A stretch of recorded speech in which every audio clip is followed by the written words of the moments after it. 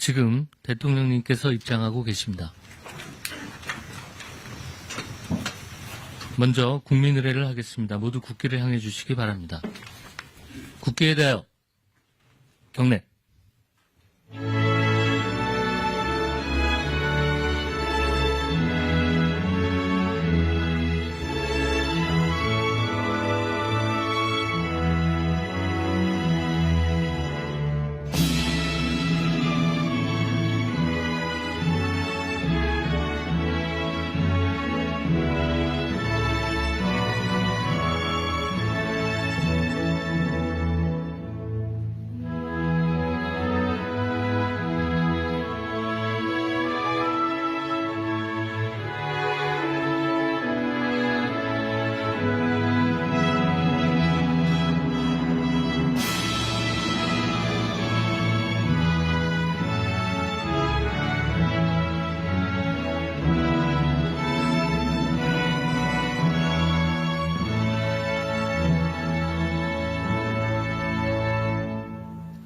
바로 모두 자리에 앉아 주시기 바랍니다.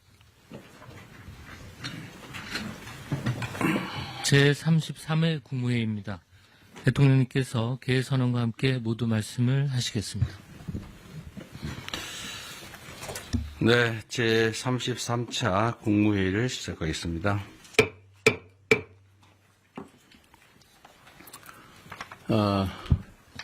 가만있어 보자.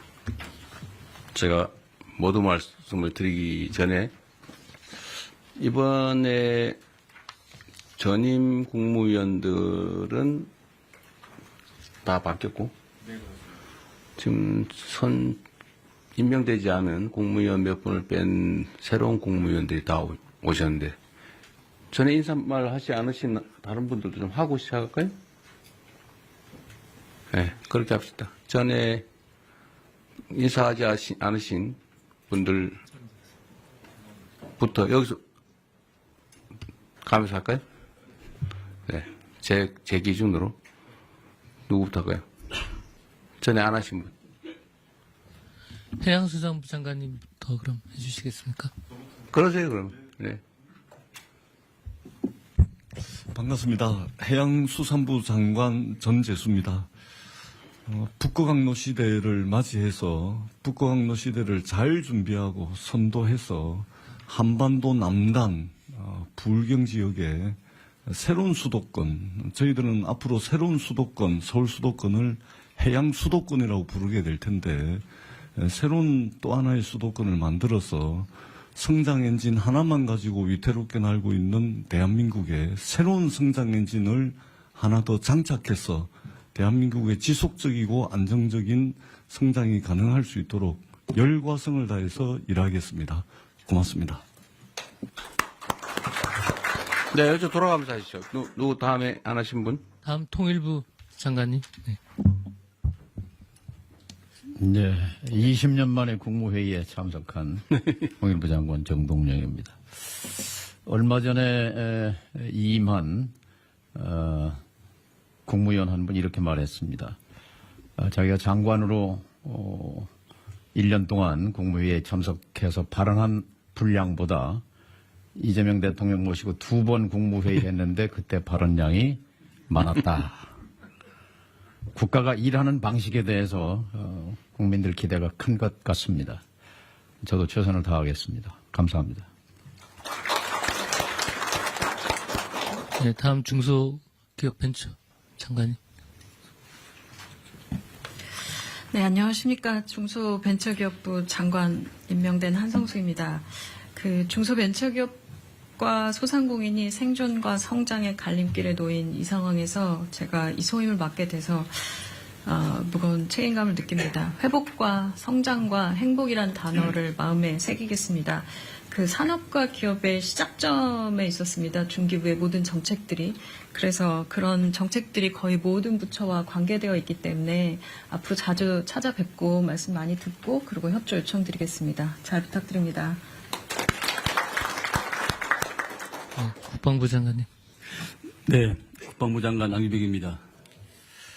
먼저 국가와 우리 군을 위해서 일할 기회를 주신 대통령님께 먼저 감사의 말씀을 드립니다. 바라보는 시선이 달라야 도달하는 목적지가 다르다고 생각합니다.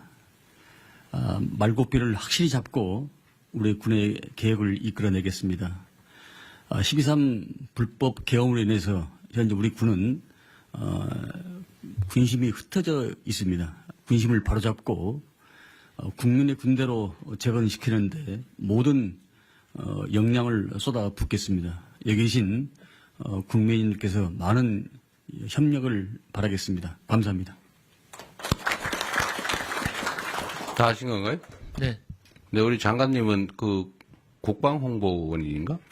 그 국방일보에 장관님 취임사를 편집을 해가지고 주요 핵심 메시지는 빼버렸다 그러던데 기강을 잘 잡으셔야 될 것 같습니다. 네, 심각합니다. 국방부 장관이 한 취임사를 편집을 해서 내란 언급은 싹 빼버렸다더라고. 네. 그리고 혹시 송 장관님은 전에 말씀하셨던 거 안 했죠? 여기도 신임입니다, 신임. 네, 한 말씀 하시죠. 새로운 각오로. 예, 대통령님. 저는 그야말로 우리 총리님한테 사실 선수를 좀 뺏겼습니다. 제가 인사말을 하려던 게 뭐였냐면은 저는 연속의 책임을 지겠습니다. 그리고 혁신의 책임도 지겠습니다. 그런데 이것을 소통과 신속과 그런 수단을 통해서 성과를 최대한 내겠습니다. 이야기를 하고 싶었는데 제가 마음에 먹고 있던 걸 총리님이 취임사에서 그대로 쓰셔서 제가 깜짝 놀랐습니다. 그래서 같은 마음으로 우리 정부의 성공을 위해서 그리고 국민들의 삶이 조금 나아지도록 그리고 우리 농업인들의 삶도 조금 더 나아질 수 있도록 제가 할 수 있는 최선의 역량을 발휘하겠습니다. 여기 계신 분들이 많이 협조해 주시면 더욱더 힘을 내서 하겠습니다. 고맙습니다. 네. 어업인, 축산인, 임업인도 잘 챙겨주시기 바랍니다. 네, 다 같은 마음으로 또 새롭게 잘해주시기 바랍니다. 네, 지금 민생회복 소비 쿠폰이 지급돼서 시중에서 사용되고 있는데 이게 일주일 만에 80% 국민들께서 수령을 하셨다고 합니다. 이게 비교를 해보니까 2020년에 긴급재난지원금을 지급했을 때 같은 기간에 비교했을 때 24%포인트 더 높다고 합니다. 이거는 사실 우리 국민들께서 얼마나 이 소비 쿠폰을 기다려왔나라는 것을 보여주기도 합니다. 혹여라도 지급 대상에서 누락되는 일이 없도록 소외되는 분들이 없도록 잘 챙겨주시길 바랍니다. 지방정부의 역할이 매우 중요하다는 말씀도 드립니다. 그리고 우리가 이 과정에서 하나 좀 되새겨봐야 될 것이 언제나 행정을 하는 데 있어서는 공급자인 우리 또는 공무원들의 행정 편의 이런 위주로 생각하면 안 된다는 것입니다. 이게 모두가 행복하자고 하는 일이 누군가에게 엄청난 좌절감, 소외감, 상실감을 주기도 합니다. 뭐 카드에 금액을 표현한다든지 이렇게 해서 내가 기초생활 수급자구나 라고 하는 게 드러나는 게 얼마나 고통스럽겠습니까? 그럼 배려죠. 어쨌든 그래서 이런 걸 경험 삼아서 행정은 나라의 주인인 국민을 중심으로 행정 수요자를 중심으로 사고해야 된다. 실행해야 된다는 점을 다시 한번 생각하면 좋겠습니다. 기후변화 때문이겠지만 폭우에 이어서 폭염이 심각합니다. 온열 환자가 지난해에 약 3배인 2,400명을 넘어섰다고 합니다. 폐사 가축수도 지난해 10배, 100만 마리를 넘어섰다고 합니다.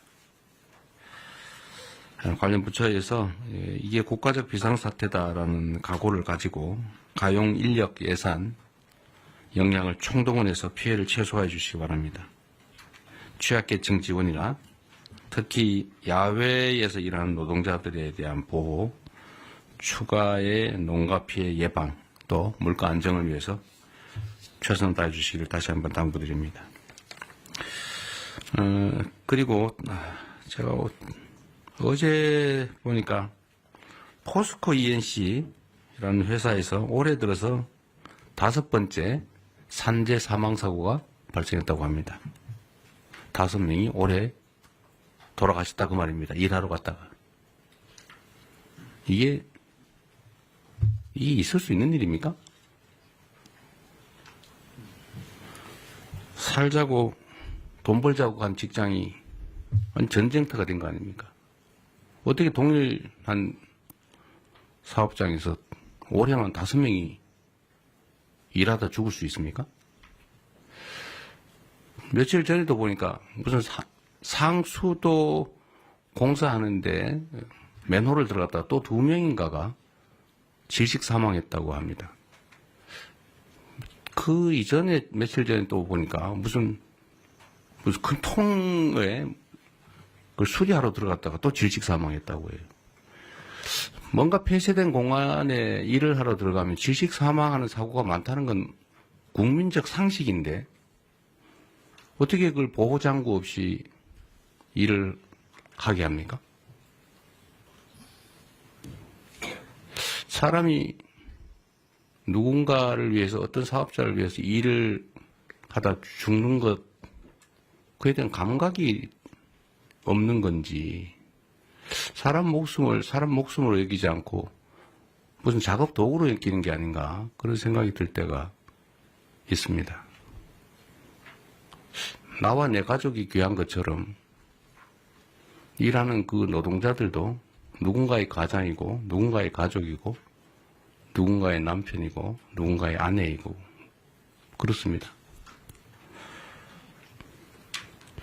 똑같은 장소에서 똑같은 사고가 발생하는 것은 똑같은 방식으로 특히 사망하는 것은 충분히 예상할 수 있는 일인데 이 예상할 수 있는 일들 방어하지 않고 사고가 나는 것은 결국 죽음을 용인하는 거죠. 아주 심하게 얘기하면 법률적 용어로 미필적 고의에 의한 살인 아닙니까? 죽어도 할 수 없다.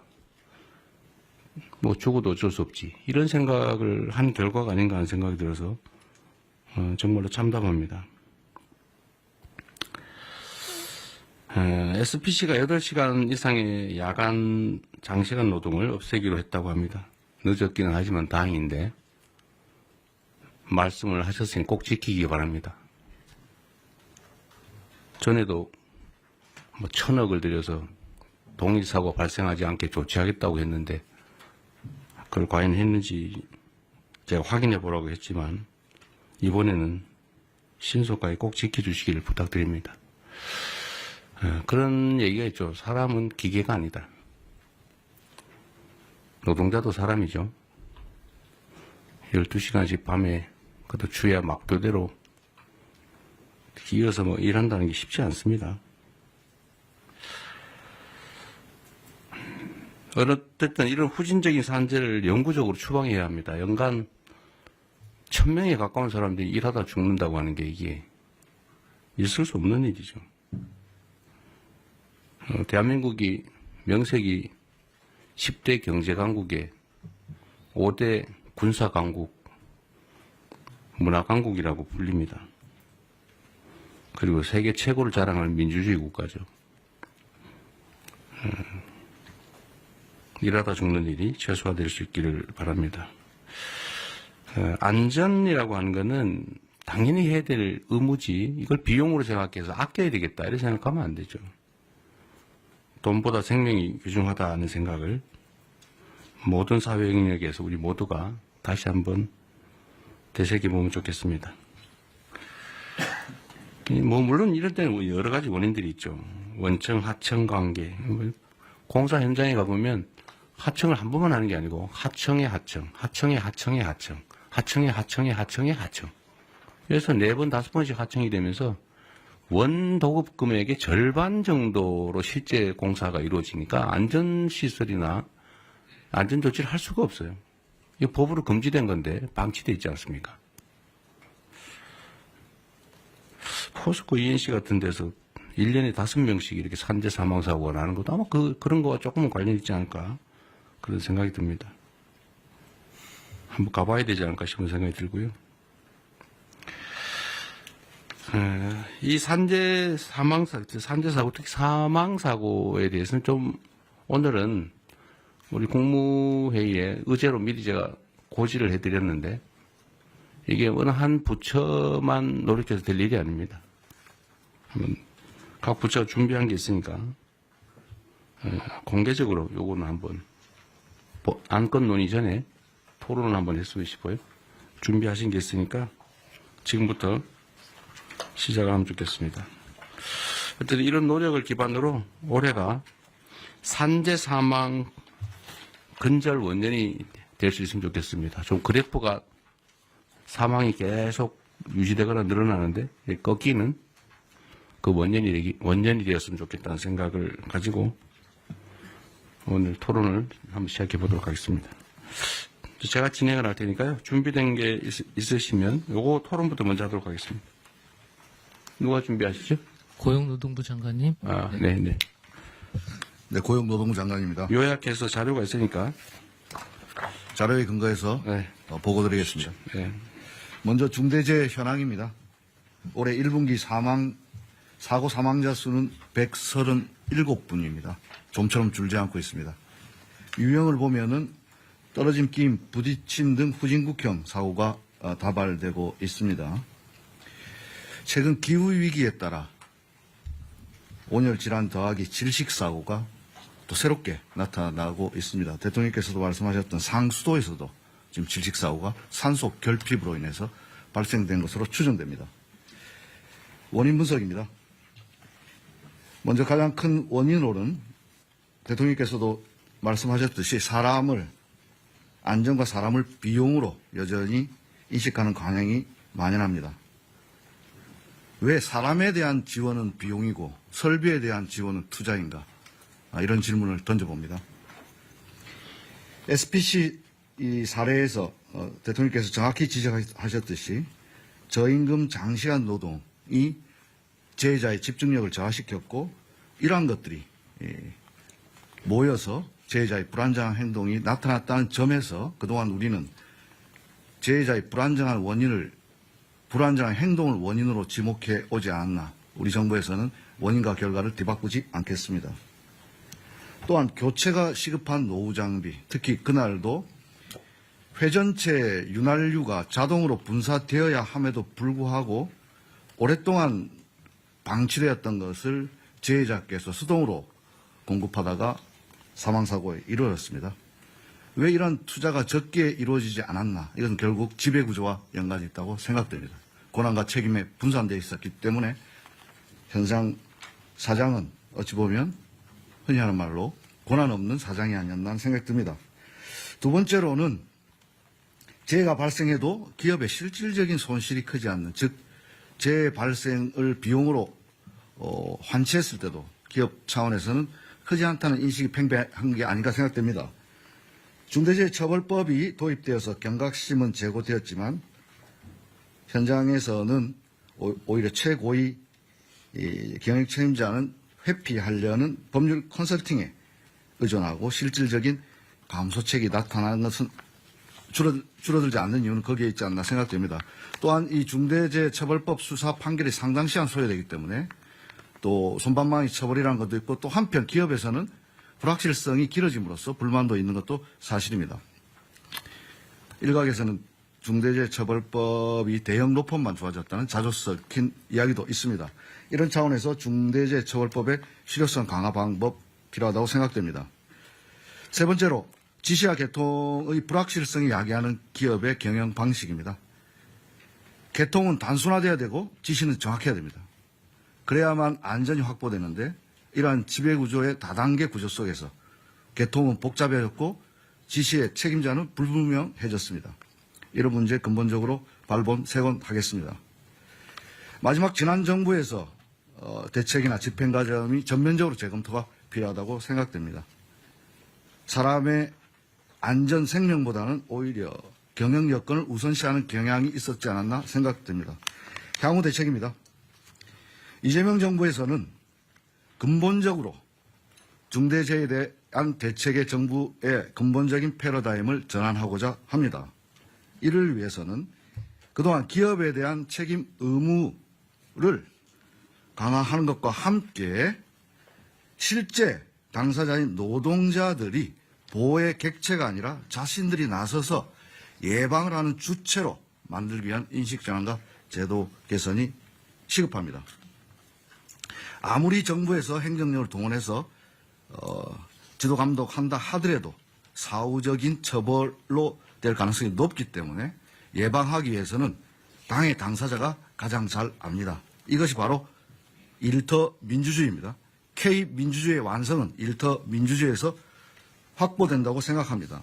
따라서 사고 예방에 가장 최전선에 있는 노동자들이 알 권리, 참여할 권리, 피할 권리를 보장함으로써 사전에 이들이 위험 요소를 알고 그러면 개선할 것들을 노사가 함께 논의할 수 있는 참여의 권리를 보장하고 그럼에도 불구하고 발생되는 불의의 사고에 대해서는 피할 권리를 보장하겠습니다. 다음입니다. 안전을 비용으로 생각하지 않도록 충분한 안전재원이 확보될 수 있는 제도적 장치가 시급합니다. 특히나 건설 현장에서 만연하고 있는 불법 하도급, 무분별한 재하도급 근절을 위한 제도 개선을 관계부처와 협의해야 된다고 생각합니다. 공기 단축을 이유로 사람이 죽어서는 안 됩니다. 표준 도급계약서 개정하겠습니다. 건설업에서 산업안전보건관리비 계상 의무도 원청해 주겠습니다.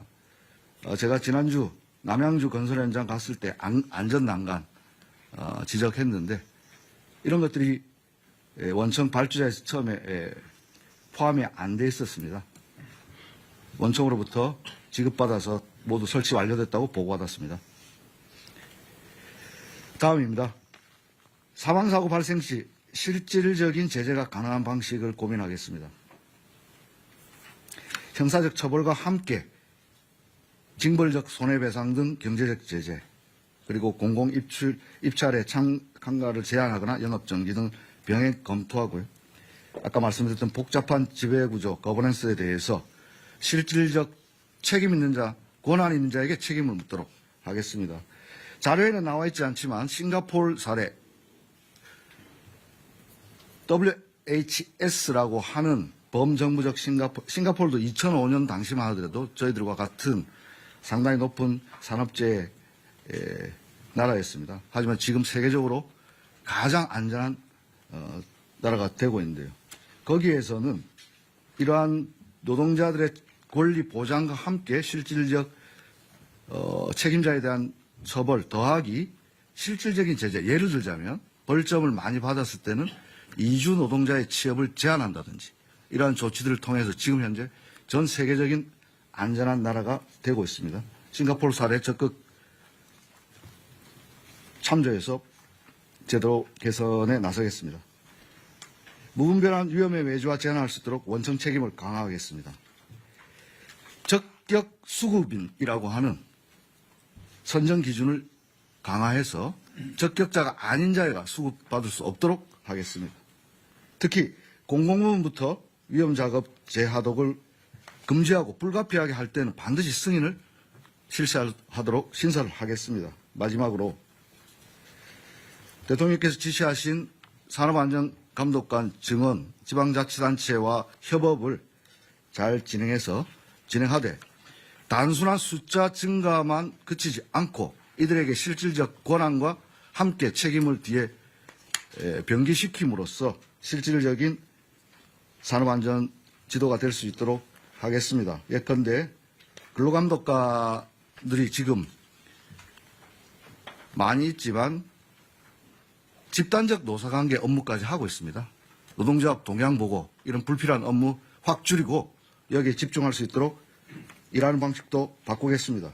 대통령께서 SPC에서 특공대가 돼야 된다고 지시하셨는데 특공대 만들어서 예를 들어서 실무 경력을 가진 퇴직자와 신규자를 2인 1조로 해서 이른바 노동안전 투캅스 만들어서 계속 페트롤카를 돌리고 불시에 점검할 수 있도록 하겠습니다. 이상과 같이 대책을 보고드리고 관계 부처와의 내용은 자료 참조해 주시면 되겠습니다. 이상입니다. 네, 어제 노동자 출신이 노동부 장관이 되셨으니 옆에 중소기업부 장관은 중소기업을 잘 챙기시고 네. 산업부 장관은 기업들을 잘 챙기시고 자 그런 방향으로 갑시다. 그렇게 가는데 일단은 각 부처가 준비한 거 얘기하기 전에 꼭 준비 안 했던 부처라도 말씀을 하셔도 됩니다. 잠시만요. 이게 옛날에 제가 어릴 때 올리버 트위스트라는 소설책을 본 일이 있는데 그 어릴 때는 몰랐는데 나이가 들어서 알고 보니까 그게 소년 노동의 잔혹함을 풍자한 책이었어요. 그 노동법이 생겨난 이유가 이러다가 노동자들이 다 전멸을 해가지고 일 시킬 사람이 없어지니까 우리 밤에는 여성들 아이들은 노동시키지 말자. 또는 뭐 13살 이하는 쓰지 말자. 키우자. 그렇게 해서 노동법이 생겨났다고 하잖아요. 예, 공장법의 시초입니다. 하여튼 그 노동법들이 현장에서는 잘 안 지켜지는데 특히 산업안전에 관한 기준들을 다 법에 정해져 놨잖아요. 그죠? 네. 추락 방지 시설이니 뭐니 뭐 온갖 뭐 예를 들면 폐쇄 공간에 들어갈 때는 뭐 호흡을 다 해야 된다 뭐 온갖 게 다 있는데 그거 다 안 지켜서 나는 사고들이죠. 다. 거의 대부분이. 거의 대부분이 그렇습니다.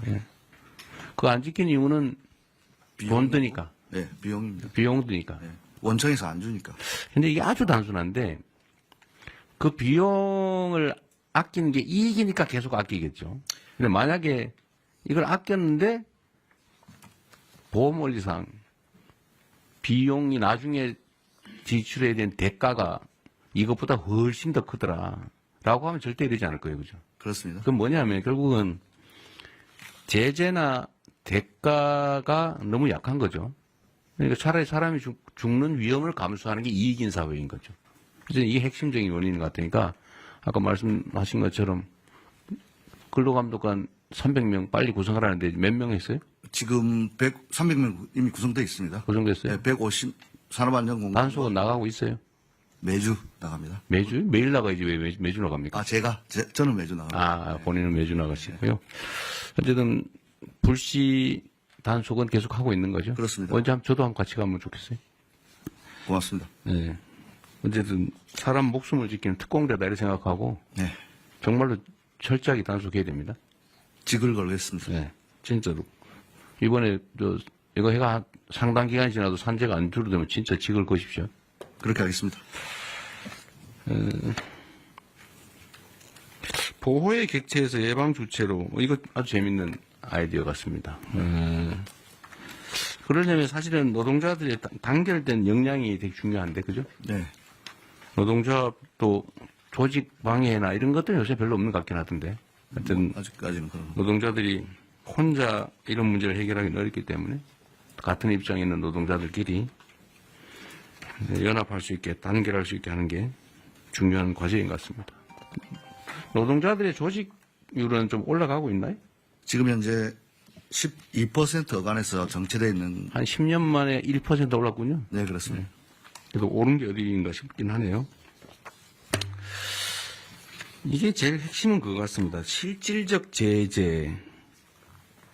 그러니까 이게 안전조치를 안 하고 사고가 나면은 안전조치를 안 함으로써 생기는 이 비용 절감보다 훨씬 더 큰 지출이 있다. 네. 라는 걸 확실하게 제도화하면 네. 사고 안 나게 미리 열심히 하겠죠. 네, 그래서 결국 그게 문명 국가일 것 같아요. 맞습니다. 이 중대재해처벌법 말씀 잠깐 드리면 중대재해처벌법에 우리가 처음에 아이디어를 얻었던 것이 영국에 제정됐던 기업살인법이라 해서 법인에 대한 제재를 그러긴 한데 이게 저는 재계에서 중대재해처벌법 이거 자꾸 문제 제기하던데요. 네. 사실 저는 이게 그렇게 실효적인가 하는 의문이 있긴 해요. 네네. 대부분 집행유예 정도로 끝나는 데다가 그 실질적 경영주, 그러니까 이런 안전조치를 하지 않음으로써 이익을 얻는 주체하고 실제 처벌받는 주체가 많이 괴리돼 있죠. 네, 그렇습니다. 예를 들면 실제 이익은 예를 들면 회장이 보는데 그렇습니다. 최대로 해야 사장이 책임지는. 네네. 사장은 실제로 고용인데. 네. 그러니까 별로 효과가 없는 거죠. 실효성 제고 방안을 검토하겠습니다. 근데 이게 저는 형사처벌은 별로 좋은 아주 결정적인 수단은 못 되는 것 같고 맞습니다. 지출이 늘어나게 만들어야 될 것 같아요. 네. 제재도. 네. 그러니까 아까 말씀하신 징벌배상. 네. 그러니까 똑같은 상습적, 반복적 사망사고가 발생한다. 네.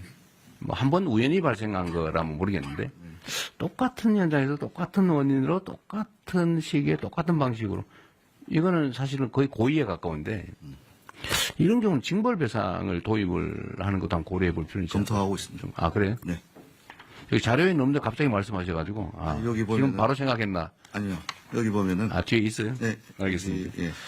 그런 거라든지 과징금이라든지 고액의 과징금 사실 경제적 제재를 가해야 실제 예방을 하기 위해 나서지 않을까. 이익과 손실, 자본주의는 이게 중요하잖아요. 네. 계산이 중요하니까 그것도 한번 고려해야 될 것 같고요.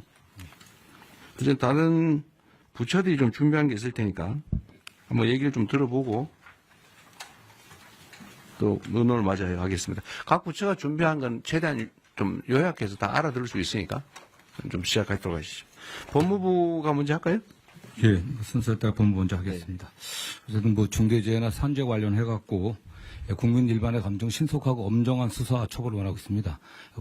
현재 실태를 확인해 보니까 최근에 중재법으로 처리된 30건에 관련해갖고요. 수사 단계에서 검찰 송치까지가 한 418일 걸렸습니다. 검찰에서 기소까지가 200일이 걸렸습니다. 600일이 넘어가기 때문에 국민 일반들 정서와는 상당한 거리가 있는 것 같습니다. 원인은 뭐 아시는 것처럼 기업의 보건 안전 시스템 전반을 좀 살펴야 되고 실질적인 지배 구조가 어떻게 되어 있는지 이런 것 때문에 뭐 다량의 압수이라든가 사건 관계가 굉장히 많아서 굉장히 지연되는 측면도 있고요. 그 다음에 법 시행 초기라 여전히 법원의 판례라든가 수사의 어떤 기법에서 좀 미진한 부분이 있는 것 같습니다. 그래서 저희 법무부에서는 대검에서 전담검사 지정해갖고 초기부터 노동부라든가 관련 유관 기관들이 협의해갖고 쟁점과 수사 방향을 갖다 정리해갖고 좀 더 신속하게 수사할 수 있게 좀 지도하고 있습니다. 그리고 대검 전담부서에서 직접 수사도 지원하고요. 근로감독관 대상으로 중재법 처리 및 수사 노하우 교육도 좀 시키고 있습니다. 그래갖고 최종적으로는 법원의 엄중한 처벌이 필요한데 법무부에서는 중재법 구형 기준을 마련해갖고 엄정하게 시행되고 있는데 법원에 지금 양형 기준이 없습니다. 그래서 법원에 양형위원회에다가 양형 기준을 좀 저희들 강력하게 요청하고 있습니다. 최근 같은 경우는 최근 아리셀 화재 사건 같은 경우는 대표자에게 20년 구형했습니다. 그래갖고 저희들이 관련자들이 하여튼 책임에 상응한 처벌을 좀 받을 수 있도록 최선을 다하겠습니다. 아리셀 20년 구형하셨는데 그 아리셀의 사망자가 몇 명이죠? 지금 23명. 23명이 사망했어요. 지금 기준에 의하면은 지금 사망자 1인당 징역 2년 6월에서 4년 정도로 설정되어 있는데요. 또 이게 뭐 경합범 가중 이렇게 돼갖고 상한 전체. 그 교통사고 처리보다 별로 세지 않네요. 예, 그렇습니다. 네. 아까 전담부서 말씀하셨는데 전담 검사 얘기하신 거 부서는 아니고. 네. 근데 이게 예를 들면 광양에서 사고 나고 저기 포천에서 사고 나고 이러면 전담이 별로 의미가 없는 것 같은데. 그래서 일선총에 지금 저희가 수사 지휘를 대검에서 하고 있습니다. 네. 전담 지휘자를 둔 거군요. 예, 그렇습니다. 전담팀을 두는 걸 한번 검토해 보시면 어떻습니까? 이게 사람이 일하다 죽는 사건이라고 하는 게 그런 단순한 게 아닌데 교통사고 이런 거하고 좀 다르잖아요. 예, 예. 일하다 죽는 그것도 명백하게 사인 과실이 대부분 명백한 과실 아닙니까? 어디 내보니까 천정 철거하는데 비계를 천정까지 설치를 해야 되는데 거기 안 하고 나도 천정 위에서 천정을 철거하다 떨어졌더라고요. 그 당연히 떨어질 위험성이 높잖아, 그죠? 네. 전담 일단 행안부 어떨지 모르겠는데 행안부. 네. 혹시 발표 있나요? 발표는 없고 있다. 아까 말씀하시. 이거 하루에도 10명씩 지금 사망하는 거 아닙니까? 그렇죠. 네. 이거 전담팀을 하나 두는 거 어떨까요? 아니면 지휘팀이라도 지금 수사는 원칙적으로는 경찰이 하는 거잖아요, 그죠? 예. 검찰은 이제 송치된 사건에 대한 처리인데 물론 그전 요즘 지휘도 안 하죠. 지휘도 안 되고요. 다만 구속영장이나 뭐 압수 강제 수사. 방해하다든가 차후 그 공소제기를 위해서. 경찰은 인력이 좀 있는 편이니까. 네, 그렇습니다. 이따가 그 얘기 한번 해봐 주세요. 네. 이거 산재 사망 사고는 아예 전담 팀을 부서를 하나 두든지 해가지고 네네. 일률적으로 좀 모아서 하는 거. 이것도 사실 노하우가 필요하잖아요. 네, 산업안전법. 1차적으로 경찰이 그 수사를 해야. 이것도 약간 전문성이 필요한데 아까 이 발표에도 있던데 그죠? 네, 그렇습니다. 이게 지금 수사 노하우가 필요하다. 이거는 산업안전법 숙지를 해야 되는데 예, 예. 뭐 이 경찰이 했다, 저 경찰이 했다가 뭐 이 검사가 했다, 저 검사가 했다 하면 그 공부하느라고 시간이 많이 걸릴 것 같은데 아예 전담 전문 역량을 가진 사람 팀을 짜가지고 네. 아예 교육을 좀 시킨 다음에 팀 네. 그걸 연구 한번 해보시죠. 예, 팀을 그렇게 구성하는 하겠습니다. 그다음에 법원에 양형기준 요청을 하는 거는 이거 뭐 우리가 뭐 직접 얘기하기는 좀 어려운데 법무부가 좀 법무부에서 같이 협의를 한번 하시죠. 예, 그렇습니다. 네, 다음 산업부. 예, 산업보고 드리겠습니다. 산재 사망자 수의 제조업 분야에서가 30% 정도를 차지합니다. 세부 업종별로 보면 열처리나 주단조와 같은 뿌리 산업이 제일 많이 나타나고 있고요. 그 다음에 석유화학, 자동차 부품을 포함한 자동차 분야, 기계산업 순위입니다. 저희 산업부는 고위험 업종을 중심으로 한 AI 등을 활용한 산재 예방 쪽에 주력을 하고 있습니다.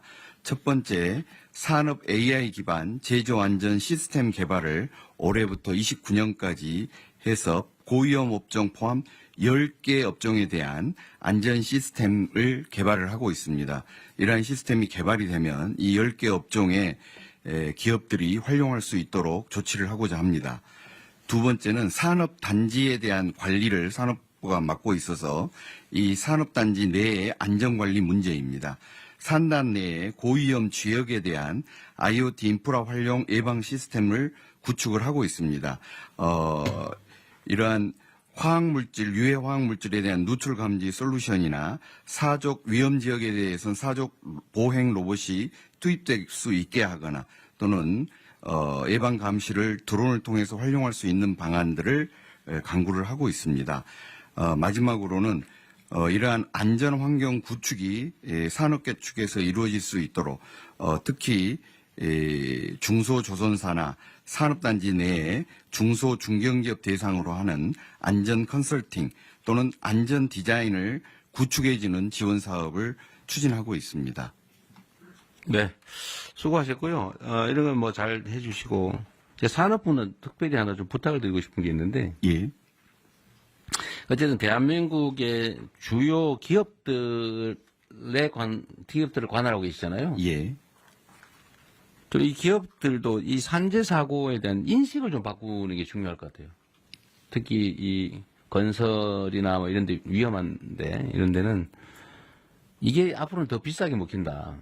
예. 이거 엉터리 관리하면 더 많은 지출을 하게 된다는 사실들 충분히 숙지하게 하고 또 한 가지는 이게 노동 생산성하고 관계가 있는데 물론 뭐 그분들이 더 전문이긴 하겠지만 이렇게 열악한 환경에서 일을 막 강제로 시켜서 사고가 날 상황, 빈발할 상황이 되면 자발성이 떨어지잖아요. 사실 충성도가 떨어져서 그 생산성에 크게 도움이 안 될 것 같은데 좀 그런 연구들은 좀 하고 있나 모르겠어요. 그러니까 좀 근로자들이 신나서 내 직장이야 우리 뭐 이런 생각을 가지고 일하는 경우하고 막 열악한 환경에서 뭐 옆에서 막 노동자들이 죽어가는 걸 보고 막 이러면서 일하는 거하고 생산성에 영향이 꽤 있을 것 같은데 예. 이런 것도 한번 연구를 한번 하든지 해가지고 자발적으로 좀 줄이기 위한 노력을 좀 하게 만드는 게 더 중요하지 않을까 싶네요. 그런 측면에서 연구를 해본 기억이 없는데 네. 말씀처럼 좀 저는 영향이 있을 것 같아요. 그리고 또 한 가지는 이런 거 산업재해에 대한 단속 강화나 이런 얘기를 하면 기업 측이 되게 섭섭하게 생각하는 경향이 있을 것 같은데 예. 어쨌든 이 정부는 이런 걸 철저하게 관리는 하되 기업 활동에 지장이 없거나 좀 더 원활한 기업 활동이 가능하도 뭐 규제 완화 합리화든지 아니면 기업 활동에 대한 지원이든지 뭐 이런 건 정말 열심히 할 테니까요. 예. 이제는 노동자들을 막 쥐어 짜가지고 돈을 버는 게 아니고 기술 개발이라든지 시장 개척이라든지 새로운 사업 아이템을 발굴하든지 이런 데 정부가 지원을 할 테니 좀 그런 데 주력해 주면 좋겠다. 이렇게 좀 해주면 좋겠어. 예, 인식적으로 할 수 있는 방안을 강구하겠습니다. 총님 뭐 하신 말씀 있어요? 마이크 켜고 하십시오. 안전사고가 동일 업종 내에서 안전사고가 많이 나는 업장과 그렇지 않은 업장의 혹시 생산성이 어떠한가를 비교하면 체크가 금방 가능할 것 같으니까 예, 연구소 국제연구소 뭐가요? 어떻게 하면? 안전에 대한 투자가 갔을 때 노동 생산성이 올라간다. 이미 그런 자료가 있어요. 있습니다. 예. 근데 괜히 쓸데없는 소리 했네. 네. 국내에는 없는데 국제적인 기준으로 있습니다. 그런 거라도 어쨌든 공유라도 하면 좋겠네요. 네. 예, 그렇게 하겠습니다. 대통령 사소한 거 한 말씀. 말씀하십시오. 이 법 이름이 중대재해처벌법이잖아요. 네. 제목은 너무 세고 내용은 처벌은 별로고. 솜방망이고 그렇습니다. 그리고 처벌 자체가 목적이 아니어서 중대재해를 예방하자는 게 목적인데 제목이 처벌법이니까 그 기업의 반감이 회장들이 있군요. 그 제목에 대한 반감이 꽤 큽니다. 그래서 저는 중대재해 예방법으로 제목은 바꾸고 그 내용적으로 그 예방을 강화하고 예방을 못한 것에 대한 처벌 규정을 세게 하고 이렇게 전체 체계를 좀 바꾸면 어떨까? 사실은 산업안전보건법이 예방법이죠. 예, 근데 이제 그걸 통합하기는 좀 어려운데. 네, 대통령님 제가 좀 말씀드리면 말씀하신 바와 같이 우리 부 소관은 산업안전보건법이고 중대재해처벌법은 형법이라서 그 법무부 소관입니다. 물론 그렇죠. 네, 그렇다 보니까 명칭이 좀 그런 것이죠. 취지는 사실은 맞는 지적인 것 같아요. 이게 중대재해처벌법, 처벌, 사실 매우 네거티브한데, 예방으로 하고 예방에 일정한 성과를 내면은 인센티브를 준다든지 사실 이런 방식으로 하는 게 훨씬 더 문명적이긴 한 것 같네요. 그건 노동부에서 한번 연구를 한번 해보십시오. 예, 그렇게 이게 하겠습니다. 실제로는 억압해가지고 효과가 크지 않거든요. 네. 예. 다음 국토부 하시죠. 국토부가 이게 관련 분야가 많아가지고. 네. 네. 저희가 드린 자료는 국토부의 일반적인 내용이고 사실은 저희가 논의하고 있는 법률과 관련해서 이 자료를 못 올렸습니다. 저기 통영님께서 네네. 네. 알겠습니다. 네. 저희 그 보고 자료를 보시면 이제 건설 분야나 도로 분야, 철도, 항공, 교통, 물류 분야에 대한 일반적인 사고와 국토부의 이제 나름대로 대처 방안을 이제 설명드린 내용인데 저희가 사실 그 앞서 말씀드린 논의의 핵심 부분을 강화하기 위해서 그 현재 법령적인 작업을 국회하고 같이 좀 협의해서 준비하고 있습니다. 그 자료를 지금 여기 실지를 못해서 제가 구두로 대통령께 드린 자료의 핵심을 말씀드리면 이제 건설안전 특별법이 지금 지난 21대 김교웅 의원하고 22대 이번에 그 문진석 의원이 발의를 해서 지금 진행 중인 법안인데요.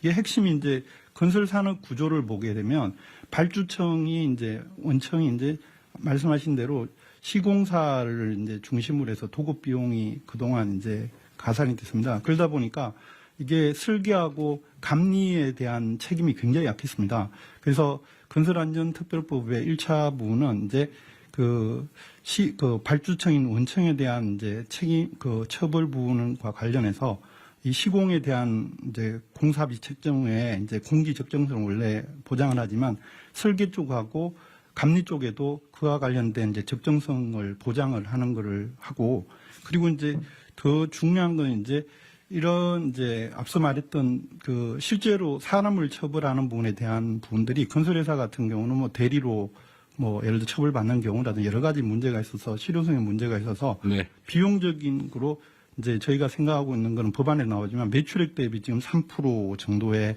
이제 그 과징금을 이제 일종의 하는 방안을 생각하고 있습니다. 그래서 이게 그렇게 될 경우 지금 이제 보통은 영업이익 대비 한 3에서 4% 수준인데 매출액 대비 3%가 나오고 지금 건설업계에서 굉장히 거기 반발하는 경향이 있지만 만약에 실효성은 굉장히 강하게 작동할 수 있다고 저희는 보고 있고요.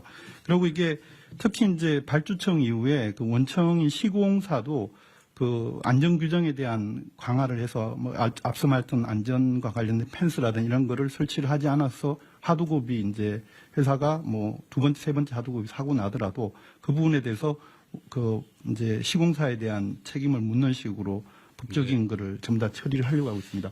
근데 이렇게 했을 때 제일 이제 문제가 될 수 있는 건 이제 발주청의 비용 부담 문제가, 발주청이라면 저희 공공 분야 뭐 이렇게도 대표되겠는데, 공공이 예를 들어서 이 비용을 확보하는 게 저희 국가재정법에 따라서 기재부하고 또 협의해서 확보되는 그런 측면이 있어서, 사실은 공공 분야에서 어떤 발주에서 예산 부분에 대한 일정 조정이 또 있어야 되고, 나머지 이제 민간에서도 그에 대한 이제 그 인식이나 의식이 이제 마지막 사업까지도 다 책임진다는 그런 거로 전환돼야 되지 않을까. 그 장점은, 가장 큰 부분은 우리나라 건설 산업의 후진성에서 전환될 수 있는 계기가 된다고 보고 있습니다. 즉 무슨 말이냐면, 이게 산업이 이제 안전을 강조하지만 선진화가 될 수 있는 부분이, 우리나라 건설 산업 최대 약점이 이제 그 감리나 설계 부분이 이제 창의적이거나 아니면 안전성을 답보해내지 못하는 부분인데, 이 부분을 제 생각으로는 만약에 이런 안전 규정을 하면 부수적 효과로 건설 그 산업에 있어서 설계나 감리 쪽에 강화 효과가 나타나면 그쪽이 제대로 임금을 받게 된다고 보고 있습니다. 네, 어쨌든 이런 새로운 안도 좋고, 그러니까 건설 안전에 관한 법을 새롭게 만들어서 제재와 책임을 강화하자 그 말이잖아요. 네. 그것도 중요하고, 여기 준비된 내용을 보면 여하튼 건설 분야의 추락 사고가 지금 제일 많지 않습니까? 근데 건설 현장의 추락 사고는 산업안전보건법이 정한 기준에 의한 안전시설이나 조치를 안 해서 거의 대부분 발생하죠. 그렇습니다. 네. 그러니까 이거를 사전에 사고 난 다음에 처벌도 중요한데, 그걸 안 지키는 평소에 미준수 행위에 대해서 제재를 세게 해가지고 필요한 안전조치를 당연히 해야. 이게 생산성 향상에 2.6배 도움이 된다고요? 2.4배 뭐 하여튼 유럽 보고는 그렇습니다. 어쨌든 그 추락사고 예방 대책을 철저하게 준수하는 거하고, 지하 안전 강화, 이것도 있네요. 국토부 활동이 많아요. 네, 제가 그 부분 또 그러면 짧게 보고. 아니, 됐습니다. 네. 자, 지하 안전 강화도 해야 되는데, 이것도 역시 지하에 관해서 상세한 규정들을 이미 만들어 놨는데, 하여튼 안 지켜서 생기는 경우가 많죠. 대부분 다 그렇습니다. 대부분 다 그렇죠. 건설 현장도 그렇고, 지금 뭐, 우리 차관님이 준비하신 것도 있고, 폭염 때 지금 사고도 사망도 꽤 많죠. 이 폭염에 대한 안전 조치도 다 규정이 있죠. 몇 분 동안 더 쉬어라, 몇 도 이상 되면은 일하지 말아라. 네, 요번에 33도 이상 되면은 2시간 내에 20분씩. 네, 근데 다 그거 안 지켜서 대부분 다 그러죠. 네. 철도 사고, 항공 분야는 흔하진 않지만, 어쨌든 이것도 되게 시설이나 아니면 뭐 과실 이런 경우가 많죠. 건축 분야, 교통 분야들, 물류. 어쨌든 국토부는 관할 영역이 상당히 많은 것 같고요. 거기에 관련 규정을 잘 지키는 게 중요할 것 같습니다. 자, 다음에 금융위, 이거는 재밌는 안이 꽤 있어요. 금융위 한번 얘기해 보시죠. 예, 금융위 부탁드리겠습니다. 그 중대재해를 예방하는 데 있어서 경제적 불이익을 높이는 것이 중요하고, 금융 쪽에서는 결국 시장의 힘에 의해서 그 불이익을 높여나가는 방향으로 저희들이 대책을 추진을 하려고 하고 있습니다. 투자 같은 경우에는 지금 상장기업에 대해서 ESG 평가원에서 ESG 평가를 합니다. 중대재해 같은 경우는 S에 해당되는 항목이 있고, 실제로 이제 중대한 사고가 나면은 거기서 감점이 이루어지고, 그럼 전체적으로 평가 등급이 떨어짐에 따라서 기관 투자자들이 그걸 참고해서 투자에 반영하는 시스템입니다. 그래서 이 부분을 조금 더 명확히 하거나 강화하는 방향으로 해서 투자 부분에서 이런 부분들이 불이익으로 느껴질 수 있도록 하는 조치들을 강구를 하겠습니다. 두 번째는 대출입니다. 현재 대출도 각 그 은행의 내규상 여신 업무 기준에서 보면 사회 책임 경영 항목에서 기업의 평판 요소를 고려해서 평가하도록 되어 있습니다. 그래서 실제로 이런 일들이 일어나고 그것이 사회적으로 이슈가 되는 경우에는 대출 제한하는 것까지도 내규에 하고 있습니다. 할 수 있도록 되어 있습니다. 실제로 케이스를 한번 보고 이게 어떻게 작동되고 있는지를 한번 전반적으로 점검을 하고, 특히 중대재해 부분에 있어가지고는 이런 비재무 모형 평가할 때 조금 더 강화하는 방법들을 강구를 하겠습니다. 그리고 마지막으로는 잘하는 기업, 그러니까 안전 투자를 좀 더 하겠다고 하는 기업들에 대해서는 정책 금융기관들이 조금 더 낮은 금리 또는 낮은 보증료를 지금 제공을 하고 있습니다. 이 부분도 재원의 문제는 있을 수 있겠습니다만 조금 더 강화하는 방향을 강구하도록 하겠습니다. 이상 보고를 마칩니다. 네, 이 금융위 제안이 아주 재미있는 것 같아요. 실제로는 투자 기준이 되는 여러 가지 항목 중에 요즘 ESG 평가 결과가 되게 영향을 크게 미치잖아요, 그죠? 대형 펀드나 이런 데는 이걸 되게 중시하는 경향이 있는데, 그렇습니다. 이 글로벌 펀드들은 그런 것 같은데, 이 평가에 이걸 반영을 좀 세게 하자 그 말이죠. 예, 조금 더 요 중대재해 부분이 조금 더 강화될 수 있는 방향으로. 네. 그 사고를 말을 들면 뻔한 산재 사망 사고가 막 반복적으로 상습적으로 발생한다. 그러면 아예 그냥 그걸 여러 차례 공시를 해가지고 예. 투자를 안 하게 되면 주가가 폭락하게. 예, 실제로 지금 특정 기업을 거론해서 그렇습니다만 그 문제가 됐던 기업 같은 경우는 평가 등급이 좀 23년을 경우에는 굉장히 낮아졌고요. 네. 실제로 주가가 여러 가지 요인을 봐야 되겠습니다만 처음 사고 난 대비로 주가가 많이 빠져 있습니다. 그 종합 주가 지수는 전반적으로 올라가 있는 상황이라서 그래서 그런 요인들도 좀 작용한 거 아닌가 저희들은 그렇게 생각하고 그냥 있습니다. 자연스러운 현상보다는 어쨌든 ESG 평가를 강화해가지고 어쨌든 이 아주 정말 원시적인 거잖아요. 규정을 안 지켜서 산재 사망 사고가 상습 발생한다고 하는 거는 대출은 당장 우리가 어떤 조치를 할 수 있는 부분 같은데 이거는 실제 실행 계획을 좀 만들어서 대출 제한이나 이런 걸 좀 해야 될 거 아니에요. 한번 현황을 한번 보겠습니다.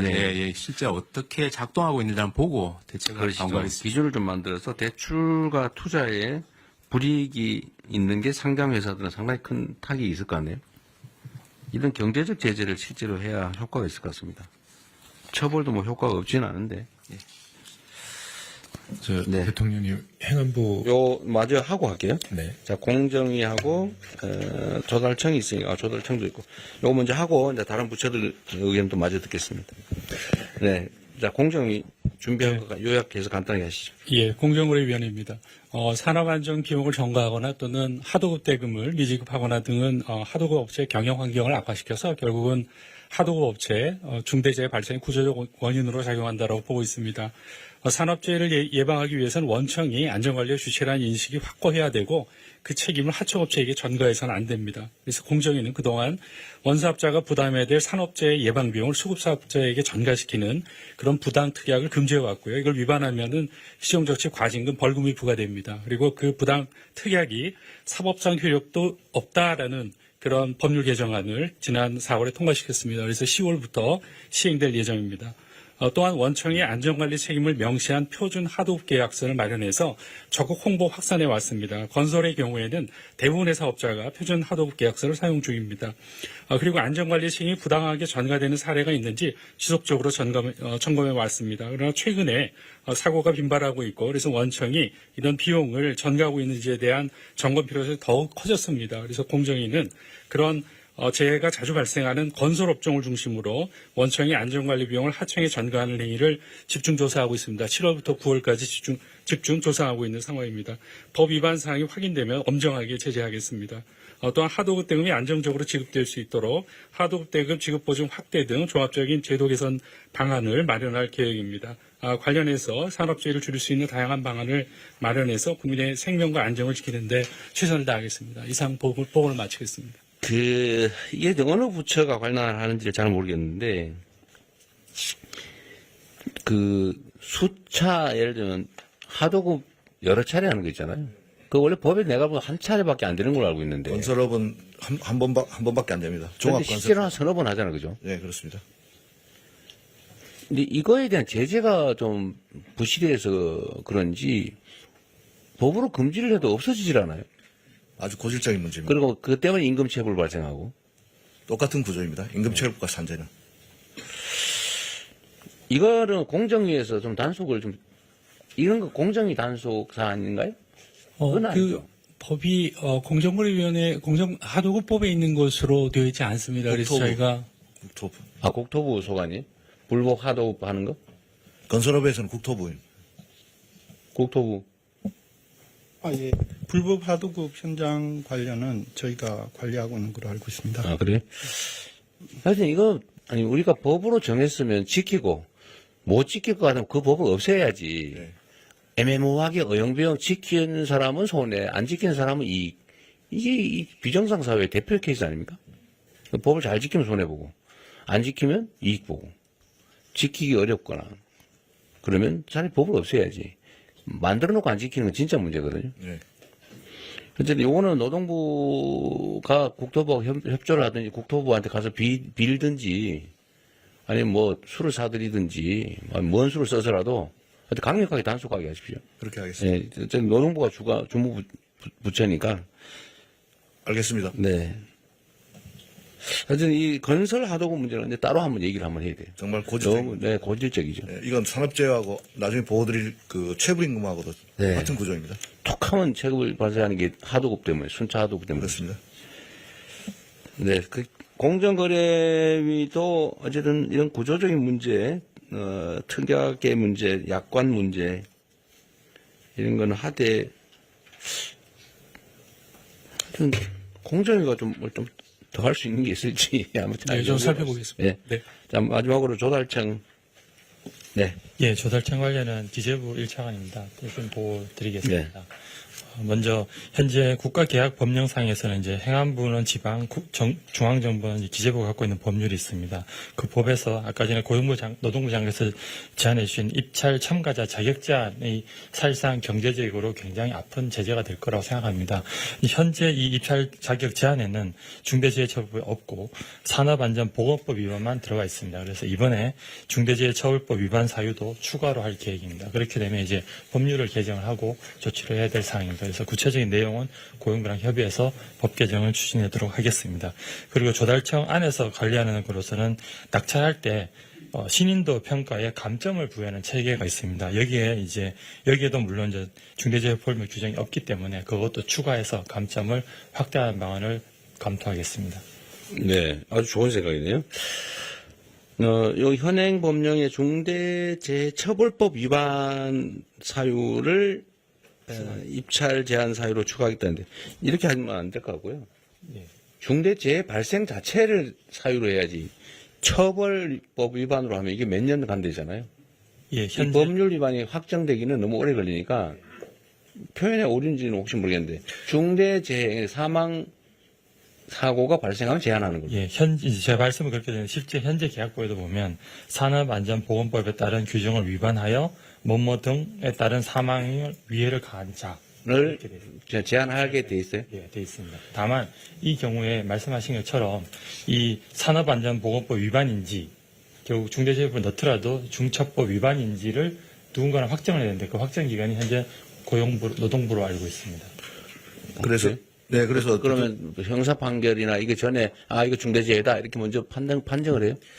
법의 정의에 중대재해라 함은 그러니까. 네, 1인 이상 사망. 그거를 누군가가 이거 중대재해다 이렇게 해줘야 된다. 고용노동부가 이거는 중대재해가 발생했다 이렇게 규정합니다. 아, 그래요? 네. 그 수사 전에 처벌 여부는 이제 법원 수사나 기소 단계에서 되는 거고. 네. 그러면 노동부에서 이거 중대재해다라고 일종의 하면 그 네. 기업은 여기서 제한이 됩니다. 작업장에 사람이 사망하면 일단 빨리빨리 해줘야 될 거 아니에요? 그렇습니다. 바로바로 하는 시스템은 있어요? 예, 중대재해 발생되면 중대재해는 바로 직보되고. 근데 제재 정도가 입찰 제한의 현재 제재 정도와 앞으로 계획은 어느 정도예요? 현재 법에서 2년으로 하고 그거를 대통령으로 위임을 해놨습니다. 그런데 사고에 따라 대통령은 1년 반, 2년으로 이제 중대성에 따라서 규정을 하고 있습니다. 입찰 제한을 한 번 사고 나면 얼마, 두 번째 사고 나면 몇 년, 세 번째 사고 나면 이런 식으로 하는 그런 방법도 검토를 해보고 중복하면 더 제재를 강화하는 거죠. 예, 현재는 사망자 수에 따라서 사망자 수 그 조금 부분도 반복성에 따라서 좀 추가하는 걸 검토하시죠. 예. 네네. 그런데 이게 조달 사업은 지금 조달 사업이라고 하면 그러면 공사, 물품 구매, 예. 용역 다. 예, 그런 걸 다 포함하고 있습니다. 네, 이거 관리를 좀 잘하면.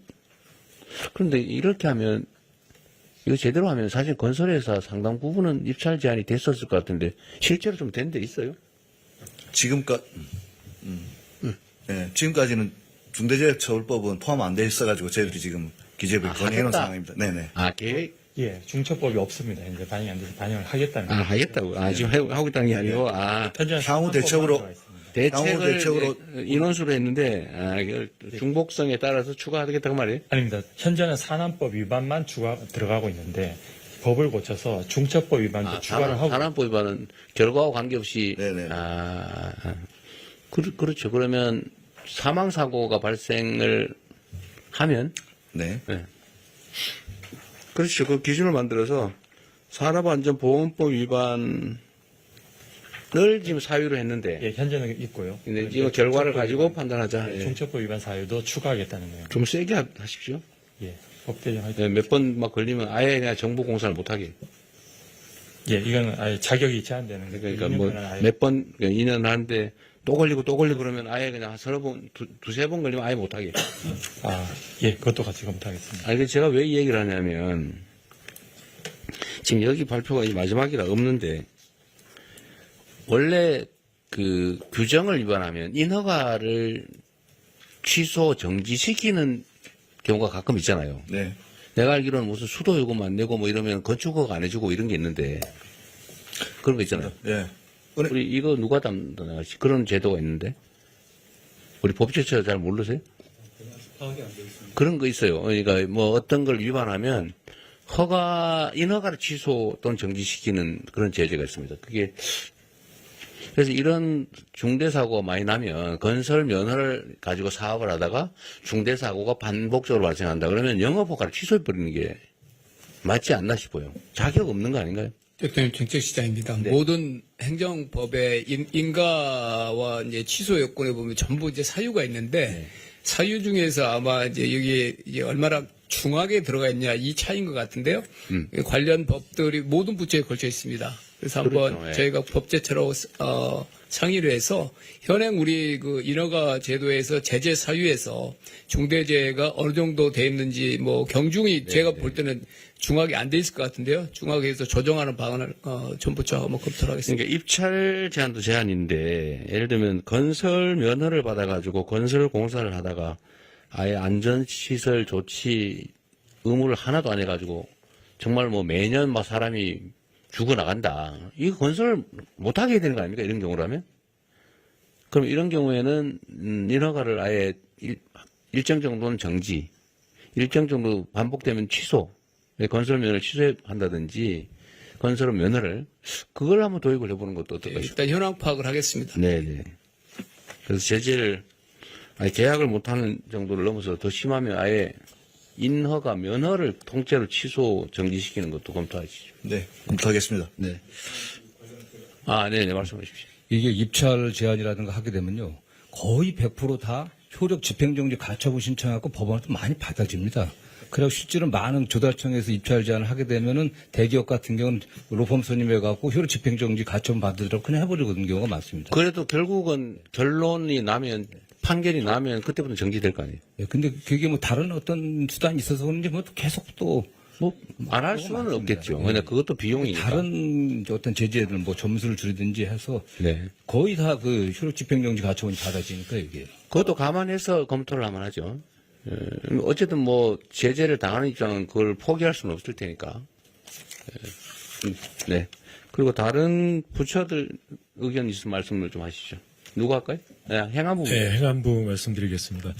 대통령님 아까 말씀 주신 것처럼 경찰청에서도 산재 전담 수사 인력을 확보해서 이 산재 관련 수사에 차질이 없도록 하겠다는 말씀드리고요. 행안부는 재난과 안전관리를 총괄하는 부처이기 때문에 이 기업 내에서 벌어지고 있는 산재도 경우에 따라서 화학사고라든가 또는 화재사고 또 공사장에서의 대형 붕괴사고라든가 이런 것들이 사회재난으로 대형화될 수 있다라고 하는 것을 염두에 두면서 이 범정부 차원에서 이 중앙재난안전대책본부를 가동 할 수 있는 그런 준비를 하고 있습니다. 그래서 노동안전 종합대책에게도 참여를 하고 있는데요. 그래서 그 행안부가 이 소관하고 있는 기업재해 경감법은 기업 내 재해를 줄이기 위한 이 법입니다. 그래서 기업 내에 재난 사고를 예방, 대비 또 대응 복구하는 체계를 구축하도록 지원을 하고 있습니다.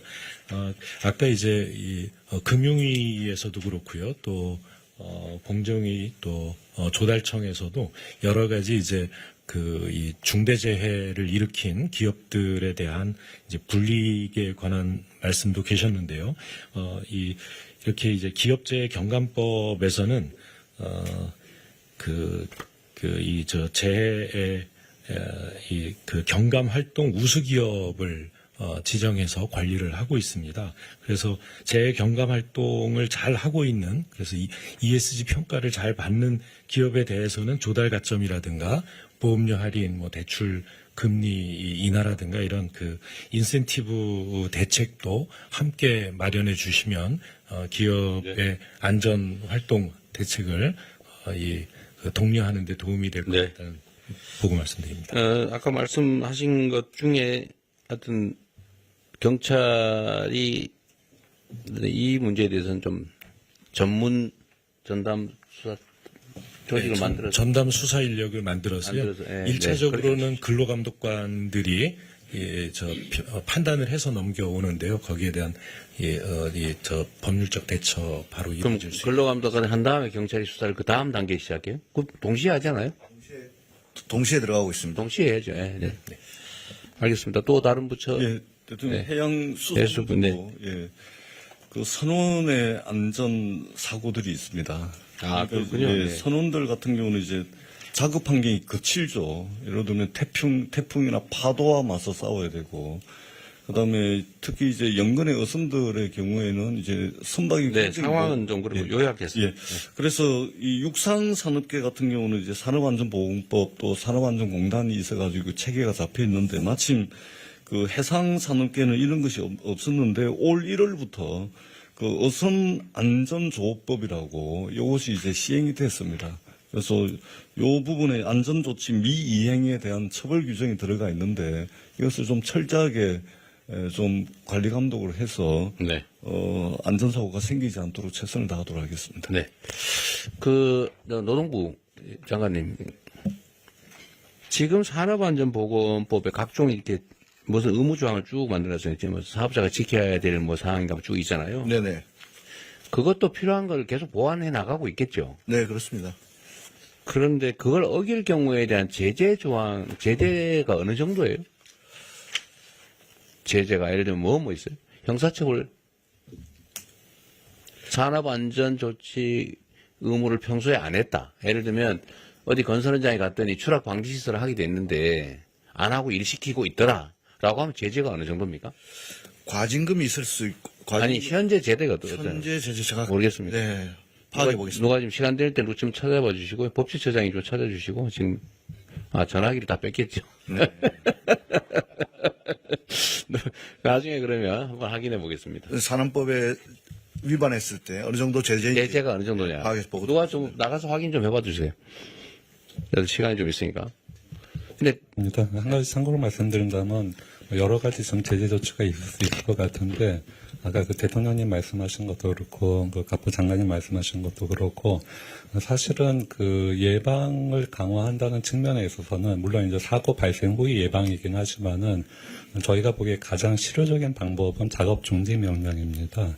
작업 중지 명령을 내려놓고 위험 요소가 완전히 제거됐을 때 작업을 재개할 수 있다 그러면은 일단 사고 발생 후이긴 하지만은 가장 효과적으로 예방 활동을 할 수 있는 방법 중 하나라고 생각합니다. 그거는 하면 좋을 텐데. 그런데 그거는 걸려서 작업 준비 명령하면 그때 걸릴 때 하면 되는 거니까. 그거는 지금 마련되어 있습니다. 네, 작업 중지 명령을 하고 문제는 산업 안전 시설 조치를 안 하고 평소에 하더라도 사고 안 나면 상관없는 상태잖아요, 지금 사실은. 그렇죠. 그거는 사고 나면 결과적으로 들어가서 뭘 위반했는지 사후적으로. 지금 제가 최소 300명 구성해서 불시 단속하라는 거는. 네네. 근데 안전 조치를 안 하고 법을 안 지키고 일을 시키고 있으면 그 제재가 있어야 될 거 아니에요. 그래서 거기서 만약에 사고가 안 나는데 불시 단속해서 걸렸다. 시정을 안 했다. 그 제재 정도가 너무 미약하니까. 미약하다. 뭐 걸리면 네, 뭐 시정할게요. 그러면 그만. 지금도 제가 보기엔 노동부 장관님 가셔가지고 단속을 하더라도 또 고칠게요. 그러면 아마 그냥 오고 있을 거예요. 아니요, 거기서 바로 시정지시서를 내립니다. 야, 해봐요. 그냥 시정하면 되잖아요. 시정하면 되잖아요, 그냥. 아무런 불이익이 없잖아요. 그래서 이것도 사실은 스티커 발부하듯이 바로바로 현장에서 그 정도가 안 된다는 거죠. 뭐 실질적인 제재가 없는데. 그러니까 이건 일종의 유예 기간 정도를 두고 네. 이렇게 앞으로 안 하고 하면 일정 기간까지는 우리가 계도하는데 그 기간이 지나면 나중에 걸리면 최대로 제재한다. 실제로 제재를 해야죠. 그래서 그 피해 정도가 커야 제대로 지킬 거예요. 그러니까 지금 지킨 사람은 이익, 손해, 안 지킨 사람은 이익 이렇게 되잖아요. 그러니까 그 제재 정도 지금 누가 확인해 놨나요? 확인 좀 해달라니까 아무도 안 나갔어요? 네. 그래서 법전도 앞으로 좀 갖다 놓도록 하십시오. 나 좀 찾아보게. 그러니까 이게 안전조치를 안 하고 일을 하다가 문제가 되면 엄청난 과징금을 받든지 아니면 형사처벌을 받든지 제가 벌금을 받든지 형사처벌을 별로 안 두려워할 것 같아요. 뭐 기껏해야 내가 보기에는 뭐 대통령이 그 안전조치 산업안전보호법 네. 안전조치 벌칙 조항은 근로자 사망 시 7년 이하의 징역 또는 1억 원 이하의 벌금입니다. 안전조치를 안 한 사실 자체에 대한 제재 조항은 없어요.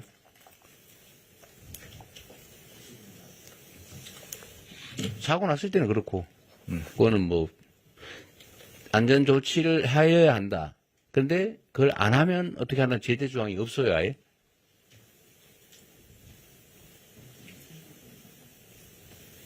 그러니까 이게 사실은 우리의 문제죠. 이 많은 사람이 있는데 그걸 아무도 모른다는 사실이에요. 저도 문제죠. 저는 제재 조항이 당연히 있을 줄 알았는데 제가 사용자 입장에서는 이런 상황이면 뭐 굳이 안 해도 사고 안 나면 돈 버는 거고 사고 나면 누가 대신 처벌받고 그냥 그 딱지 아까 말씀한 딱지 하나 받고 끝나버리면 평소에 돈 들여서 할 필요가 없죠. 대개는 인력을 추가 고용하든지 네. 아니면 시설을 하는 비용이 들든지 작업 속도가 느려지든지 이런 현실적인 손실이 있잖아요. 그죠? 그러니까 안 지키는 거지. 근데 걸려도 제재가 별로 없어요. 사고 나면은 좀 심각해지지만 대부분 사고 안 나니까 그 돈을 버는 거죠. 지금 아직 못 찾았어요?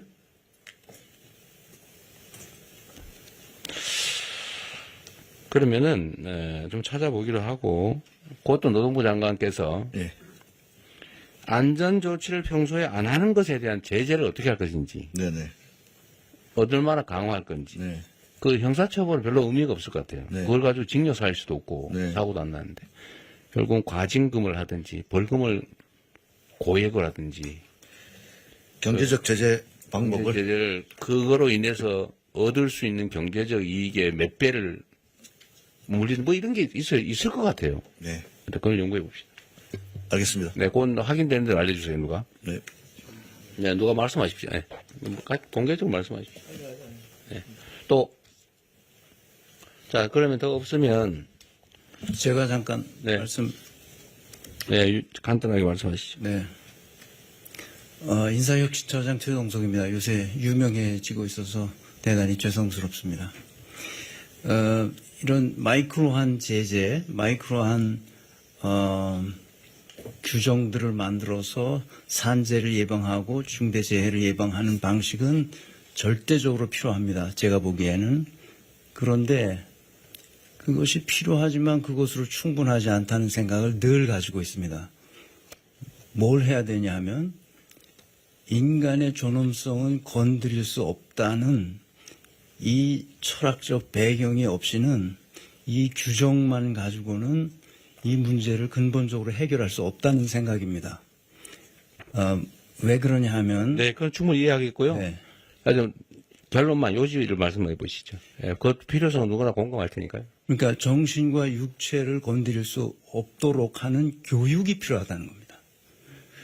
그러니까 행정 공무원들에 대한 교육도 필요하고 네. 실제로 우리 학교 교육도 그런 식으로 해야 되는데 서로 서열화하고 계급화하고 차별하고 경쟁시키는 사회 속에서 이런 규정만으로는 이 문제를 해결할 수 없다는 점을 강조 말씀드리고자 합니다. 네. 나 또. 마지막으로 네. 중기부입니다. 지금 말씀 주신 거 보고요. 저희가 준비했던 건 세 가지인데 상습적 중기부가 준비한 게 있었어요? 자료가 없는. 아니요. 저희 또 내부적으로 말씀하십시오. 얘기를 해서, 네. 네. 반복 발생 사업장에 대해서는 중기부가 지원 사업을 많이 하고 있어서 여기에 대해서는 정책자금 제한을 할 수 있다고 생각은 되는데 그 업체에 대한 기준과 내용을 좀 정해 주셔야 할 거라는 생각은 듭니다. 이게 정책 담당자들마다 모두 다른 기준을 가져갈 수는 없으니까요. 그래서 그 부분이 하나 준비되면 저희도 반영하는 부분이 있을 것 같고 또 하나는 1년에 6만 명 정도씩 중소기업 CEO들 교육을 한다고 합니다. 여기서 이루어지는 산업 안전 예방 관련된 부분의 교육 내용들을 한번 보고 어느 수준까지 교육하고 해야 되는 네. 인식 제고 부분에 대한 부분도 같이 보고 산업 안전에 관한 교육, 우체동석 처장께서 말씀하신 거와 좀 관련성이 있을 텐데. 건설인들은 또 걸리면 그냥 시작 안 한 걸 걸리면 한 5만 원 정도. 과태료 5만 원. 최대가 내서 최대 5천만 원. 성면 처리를 안 했을 때 성면은 되게 좀 크지 않습니까? 이러니까 아예 지킬 필요가 없는 거죠. 이거 5천만 원까지인데 5만 원에서 5천만 원까지 다양합니다. 근데 또 최소 5만 원입니다. 이거를 사실 이런 걸 고쳐야 됩니다. 지금 보니까 산업안전보건법 각 조항의 안전조치를 정해놓고 그걸 위반했을 때 과태료 최소 5만 원, 최대 5천만 원이라는데 이렇게 하면 지킬 이유가 없죠. 필요성을 제고하겠습니다. 요거를 어떻게 개정할지 네. 이것도 한번 검토를 하고 논의를 한번 해보죠. 네. 알겠습니다. 여기에 구멍이 있었던 것 같습니다. 네. 잘 알겠습니다. 네. 또 혹시 의견 없으시면 정리할게요. 하여튼 산업재해 사망 문제는 사실은 우리 사회의 여러 가지 사망, 불의의 사망 원인 중에 두 번째로 한 세 번째 정도 되는 것 같네요. 자살, 교통사고, 산재. 하여튼 이거를 다시 최소화할 수 있도록 각 부처가 노력을 해야 될 텐데 주무부처는 어쨌든 노동부가 할 거고 노동부 자체에서 하는 것 외에 다른 부처가 해야 될 일을 오늘 쭉 토론을 해봤는데 이제 정리를 할 거 아닙니까? 오늘 말씀하신 걸 다 정리를 할 텐데 그걸 최대한 신속하게 입법할 건 입법하고 규정으로 만들 건 만들고 또 현장에 필요한 조치는 하고 인력 예산 필요하면 요청하시고 네. 그리고 그 결과를 다음 주까지는 어렵겠지만 되는 대로 보고도 해주시고 실제 실행할 수 있는 건 하시고요. 네. 그리고 현장은 최대한 많이 가보시고 그렇게 하겠습니다. 그렇게 하도록 하시죠. 지금 벌써 11시 20분인데 나머지 산불, 산사태, 그다음에 산림관리 방안 이거는 사실 논쟁이 되게 많은 사안이에요, 그죠? 저는 지금 온갖 얘기를 다 듣고 있는데 왜 30년 된 나무를 베가지고 새로운 묘목을 심냐? 저번에 다 제가 여쭤봤는데 그게 탄소 발생을 줄이는 효과가 있다는데 저는 아직 여전히 상식적으로 납득이 잘 안 되고요. 두 번째는 그걸 베어버리니까 산사태 원인이 되더라라는 얘기가 있어요. 지금 이번에 산청에 그저번 정동희 장관께서 말씀하신 것 같은데 산청에 산사태의 원인이 예정돼 있었다. 근데 그게 왜 이유가 뭐냐? 제가 들은 바로는 그게 한 20년 전쯤에 벌목을 했던 지역이라 그래요. 그러니까 오래전에 벌목을 하면 일정 기간 동안 계속 산사태 위험이 커진다. 장관님이 들으신 거는 뭐였어요? 왜 산사태 지역이라고 예정했다? 혹시 아세요? 예. 그러니까 왜 산사태 위험 지역으로 분류돼 있었는지? 산사태 취약 지역이 있고요. 그거는 우리 산림청에서 기준을 가지고 정하는데요. 왜 그런지 예. 혹시 아세요? 그러니까 잠깐 대통령께서 방문한 산청읍 불이 저도 그 현장에 갔습니다. 갔는데 아니, 작년 뭐라고 5월에 그러던가요? 20년 전에 볼목한 거 맞고요. 작년 5월 달에 경상남도가 행정안전부에다가 산사태 취약 지역으로 산청 군내에 5개소를 보고했습니다. 근데 이게 비공개 처리됐습니다. 그 동네 주민들은 여기가 산사태 취약 지역인지를 잘 모릅니다. 그러니까 이거 정보 공개만 되고 가령 폭우가 예고됐을 때 주민들에게 경고를 했다면 충분히 사망사고 이 자리에서만 3사람이 죽었거든요. 일단 논점은 이제 그건 아니고요. 하여튼 그 지적은 맞고요. 근데 여기가 왜 산사태 위험 지역이었냐에 대해서 제가 받은 어떤 정부 입장과 완전히 반대쪽인 사람이에요. 그분이 저한테 하는 얘기는 이게 오래전에 벌목을 했던 지역이기 때문이다. 이렇게 주장을 하더라고요. 근데 맞는지 잘 모르겠어요. 근데 그게 외형상으로는 살림이 멀쩡하더라는 거예요. 저도 가보니까 멀쩡하더라고요, 살림이. 한 20년 동안 다시 자랐으니까. 근데 그게 맞는지, 그러니까 함부로 벌목을 한 게 과연 맞냐? 종합적으로 봤을 때. 종합적으로 말씀드리면. 아니, 잠깐만요. 근데 그런 문제가 하나 있다. 그러니까 벌목을 지금 국가 사업으로 지금 하고 있는데, 경제성은 거의 없다. 그 해봐야 비용조차도 잘 안 나온다. 그죠? 그리고 새로 나무 심는 엄청난 예산이 들어간다. 근데 그 결과는 산사태 위험을 증대시킨다. 근데 과연 탄소 포집 효과가 진짜 크냐? 이 논쟁이 있는 것 같아요. 그 하나하고 두 번째는 산에 임도 내는 거 있잖아요. 임도를 내는데 그 임도를 내는 게 필요하다. 그래서 사실 예산이 꽤 들어가는 것 같아요. 근데 또 반대쪽에서 뭐라고 하냐면 그 산사태의 원인이고 산림 훼손되는 거지. 그게 산림 관리에 뭔 도움이 되냐. 우리나라 산림이 경제림도 아닌데 그 나무 배수가 해봐야 비용 겨우 넘을 정도밖에 안 됐는데 거기다 왜 임도를 낸다면서 공사해서 비용 들이고 산사태 위험을 초래하냐. 그러니까 일부에서는 또 그거 해놓으면 산불 진화에 도움이 됩니다. 이렇게 얘기하더라고요. 근데 저는 그거는 말이 안 된다고 생각해요. 산불 진압을 위해서 임도를 만든다고요? 그걸 뭐 차라리 그걸로 헬기를 몇 대 더 사고 차라리 사람 고용해가지고 맨날 지키고 있는 게 더 싸지. 라는 생각이 들더라고요. 그래서 그런 쟁점들을 제가 뭐 공개적으로 좀 저도 모르겠어요. 하도 이 얘기를 많이 들어가지고 이쪽에서 들으면 이 얘기 같고 저쪽에서 들으면 이 얘기 같고 지금 당장 내년에 산림 관련 예산을 지금 편성을 해야 되는데 임도를 내거나 아니면 벌목을 하고 새로 나무를 심는 이 사업을 계속 해야 되는 건지 이게 예산 낭비가 아닐까 하는 걱정도 되고 근데 또 관계당국 얘기를 좀 해야 된다 그러고 그러니까 일단 이 논의를 좀 진지하게 전문적으로 제대로 해보면 좋겠다. 물론 한 결과가 그렇다는 거죠. 근데 왜 이런 반론인지 모르겠어요.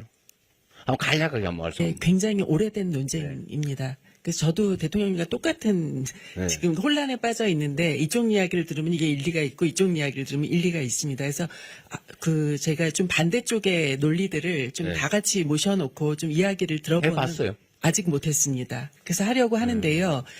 일단은 저희가 지금 있는 자료들만 가지고 팩트 체크는 한번 해봤거든요. 그러니까 오늘 자료를 일단 만들어 오셨는데. 네.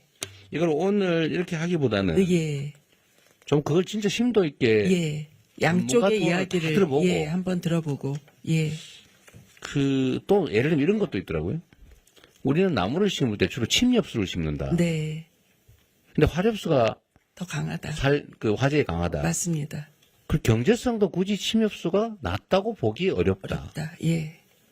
그럼 왜 침엽수를 심냐? 화엽수를 심든지 자연적으로 놔둬야지. 라는 주장도 있더라고요. 맞습니다. 근데 이 21세기 과학 문명 시대에 저는 아직도 이런 거를 논쟁을 하고 있다는 게 이해가 잘 안 돼요. 이게 왜 과학적으로 결론이 안 나는지. 그래서 이게 대통령님 중요한 이제 논쟁 중에 핵심은 뭐냐면요. 우리 산림이 630만 헥타인데요. 그 중에 66%가 사유림이라는 데 있습니다. 사유림을 경영하는 분 입장에서는 벌목이 수확을 하는 겁니다. 30, 40년 동안 키운 나무를 수확을 하는 게 벌목행위거든요. 수확을 하는데 남는 게 없다면서요. 근데 벌목인데 이게 환경을 강하게 생각하시는 분들 입장에선 파괴로 보이는 겁니다. 환경 파괴로 보입니다. 그러니까 깊은 그게 내가 생각도 거기에서 뭘 해봐. 차이가 좀 헥타르당 뭐 100만 원밖에 안 남다든가. 아, 그 비용은 단지 이제 그 나무 가격 요건데요. 그 나무가 30년 커는 동안 예를 들면 탄소 포집도 하고 우리 여러 가지 효과를 네. 내지 않습니까? 하여튼 그것도 그 뭐 얘기를, 계산이 되지 않는 거고요. 그러니까 예. 그게 오늘은 너무 많은 분이 계시고 또 예. 의견을 해야 될 것도 있는데 이게 지금 장님 코끼리 만지기 하면 안 되잖아요. 네, 시간 맞습니다. 아까우니까. 예. 이게 전에 제가 이 논쟁 주제를 준비하라고 한 거는 예. 좀 정리를 한 다음에 알겠습니다. 저는 국민들의 집단지성에 대한 좀 믿음이 좀 큰 사람인데 맞습니다. 제야의 고수들이 많거든요. 맞습니다. 이해관계 없는. 예. 그분들의 의견도 좀 들어보고 예. 전문가들끼리 의견이 엇갈리니까 네. 논쟁도 하고 예. 필요한 과학적 검증도 좀 하고 하면 예. 저는 이게 왜 산림 관리와 관련해서 이렇게 오랫동안 제가 이 얘기를 들은 지가 무지하게 오래됐거든요. 한 10수년 된 것 같아요. 예. 이 결론이 안 나오고 지금도 논쟁하고 있어요. 맞습니다. 그 사이에 돈은 1년에 몇천억씩 들어가고. 예. 그래서 이거 예산 편성 전에 결론을 좀 알겠습니다. 내야 되겠는데 예. 먼저 정리하고 국무회의로 가져오시는 게. 알겠습니다. 그렇게 하겠습니다. 예. 대통령 저기 전문가가 하는 분 준비할 때요. 이 독일, 오스트리아, 일본 이 세 나라가 굉장히 체계적으로 감벌과 산림 관리를 하고 있습니다. 그러니까 총량을 정해놓고 매년 그 총량을 넘어서는 만큼을 감벌해서 그걸 바이오매스의 그 소위 재생에너지의 자원으로 쓰고 있는 나라가 많고요. 의외로 그 비중이 적지 않은 비중입니다. 다만 우리처럼 모두 배기를 하지 않고 매우 체계적으로 감벌을 하는데 체계적인 감벌을 위해서 임도가 필요한 게 사실입니다. 그런데 대한민국은 그런 방식으로 하고 있지 않아서 생기는 문제가 많은데요. 그래서 다음에 토론을 할 때 해외에 특히 일본이나 독일이나 오스트리아나 이런 사례를 비교해서 토론하면 훨씬 도움이 될 것 같습니다. 저한테 얘기하지 마시고요.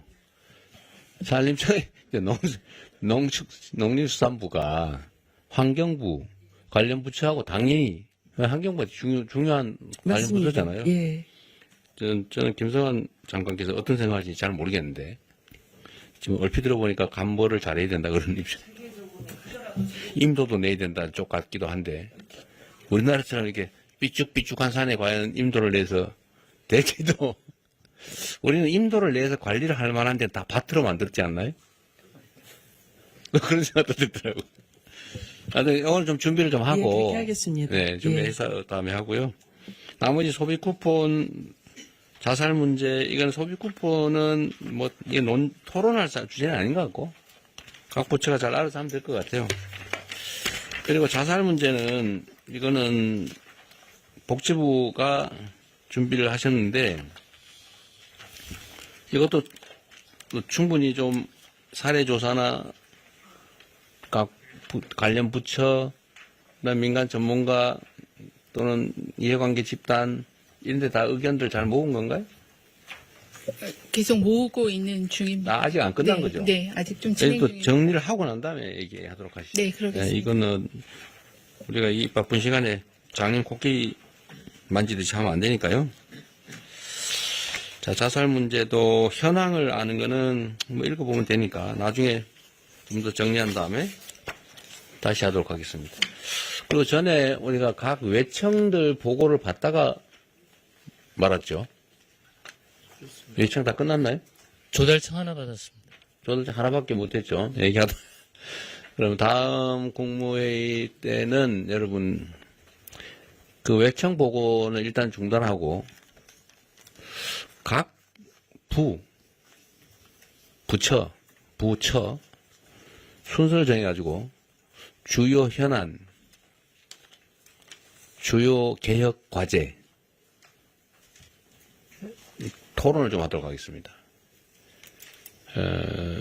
어느 부처부터 할지는 총리께서 미리 좀 정리를 좀 하셔가지고요.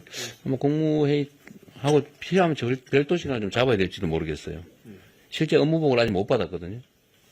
각 부처 업무보고를 받아야 되니까. 대통령 부처 업무보고는 이제 부처별로 2개씩 돼 있는데요. 2개씩이요? 그런데 이제 그 형식은 사실 부처가 대통령한테 보고하는 형식이 있어서 지금 말씀하신 취지는 부처 업무보고도 있지만 또 같이 토론도 하시자는 그런 취지여서. 네, 그렇습니다. 예, 국무회의 또 토론 이 시간과 부처 단독 업무보고 형식하고 상의해서요 보고 드리겠습니다. 예. 근데 저는 지금 각 부처들이 너무 칸막이가 돼 있어가지고 저는 이제 사례들 한두 가지 말씀드렸습니다만 좀 직접 관련이 없어 보이도 다른 부처들이 그 얘기를 같이 나누는 게 중요할 것 같아요. 뭐 시간 낭비처럼 느껴질지 혹시 모르는데 그래도 한 번은 스크린하고 각 부처들이 다른 부처에 이런 주요 현안이 있구나. 그리고 대개 의제들은 다 다른 부처에 관련이 있어요. 아까 우리 본 것처럼 산재사고만 해도 노동부 현안이라고 보통 생각하지만 사실 전혀 아니거든요. 노동부 독자적으로 해결이 안 돼요. 그래서 해결이 안 된 거예요.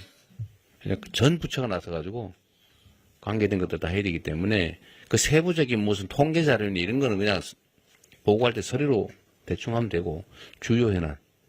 예. 각 부처의 개혁 과제 이거는 같이 공유를 좀 해야 될 것 같아서. 예, 그걸 국무회의에서 하고 그 중에 보완이 필요하거나 뭐 각 부처만 해야 될 게 있으면 따로 떼고. 알겠습니다. 예.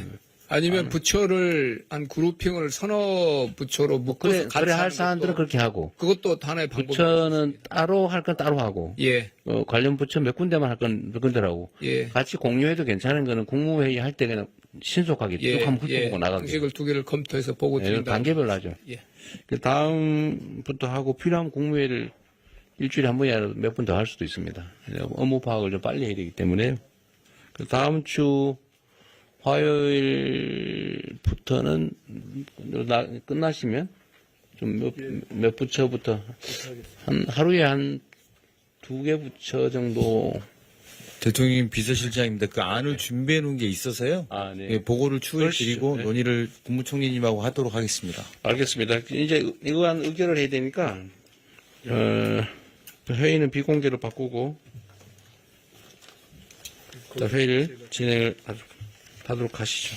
네. 네. 지금부터 회의는- 총리께서 진행을 하도록 하겠습니다. 의안실은 비공개로 진행됩니다. 언론 여러분께서는 협조해